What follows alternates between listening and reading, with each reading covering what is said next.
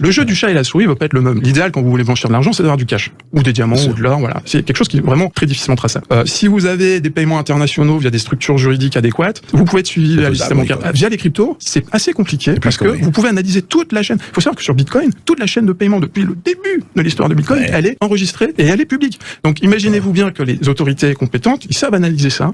Ils savent aussi analyser, disons ce qu'on appelle les mixeurs, qui sont capables de brouiller un peu les pistes. Ils savent analyser à qui appartient l'adresse publique, parce qu'on dit souvent la crypto c'est cryptique, on sait pas. Non, vous avez une adresse publique. Ils savent décrypter la crypto-monnaie. C'est des pseudonymes ces adresses publiques. Ils savent décrypter la crypto-monnaie. Voilà, vous l'avez très bien dit. Vous dites ce que c'est au fond d'elle, cette femme brillante et très intelligente, ce qu'est Christine Lagarde. Quand elle dit les crypto-monnaies ne valent rien, elle pourrait même dire avec le même aplomb et la même franchise, les monnaies ne valent rien. Précisez. Je vous ai écrit ça hier pour mettre ça en perspective. Oui, les monnaies ne valent rien parce que c'est une histoire de confiance. Et c'est ce que j'essayais de mettre en avant, c'est-à-dire que quand fut un temps les pots de banane, les pierres aussi étaient un instrument d'échange économique. Est-ce que ça faisait sens? Est-ce que ça avait de la valeur pour le terme? Est-ce qu'une pierre a de la valeur? Est-ce qu'il y a corrélation? Mais ça avait de valeur pour ceux qui décidaient. Voilà. Donc c'est une histoire de consensus et de confiance dans un collectif humain.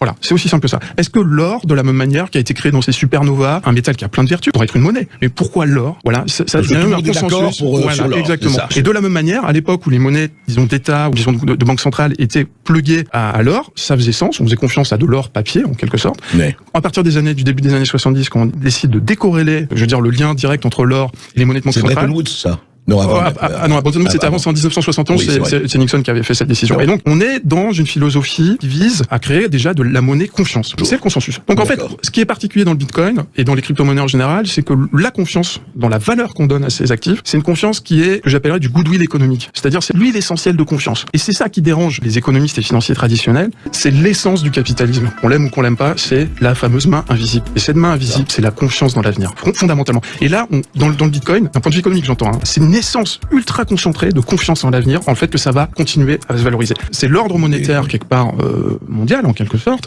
qui regarde ça comme du lait sur le feu. Après, quand Christine Lagarde met en avant le fait qu'il y a des risques pour les investisseurs, qu'il y a des risques dans l'usage de ce type de technologie, elle a aussi raison. C'est des technologies qui ont des doubles faces. Il faut pas voir que le malin, entre guillemets, si j'ose dire, dans la Banque Centrale Européenne. Oui, ils nous veulent aussi du bien, mais nous aussi, on leur veut du bien.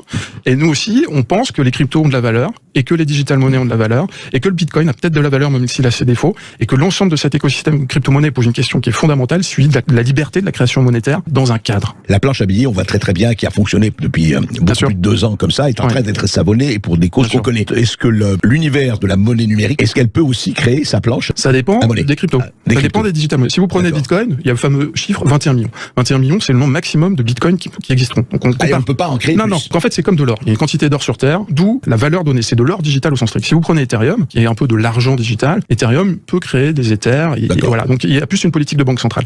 Donc en fait, pour revenir à ce que vous mettiez en avant sur la BCE, le quantitative easing, l'impression monétaire, le quantitative easing, il y a un peu une forme de coming out qui est fait sur le sujet par la Banque Centrale Européenne et aussi la Fed américaine au moment de la crise des subprimes en 2008. On sauve les banques. Ça impact est limité. Impact politique. Mais Covid-19 aussi. Voilà. Depuis 2015, le système financier, il avait du mal. Donc on a fait du quantitative easing, ça crée une bulle sur les actifs financiers. Et là, ensuite, il y a le Covid. Et là, le Covid, on a soutenu quoi? L'économie. Et quand vous mettez de l'argent nouveau dans l'économie, ça crée de l'inflation si c'est mal contrôlé. C'est ce qui s'est passé.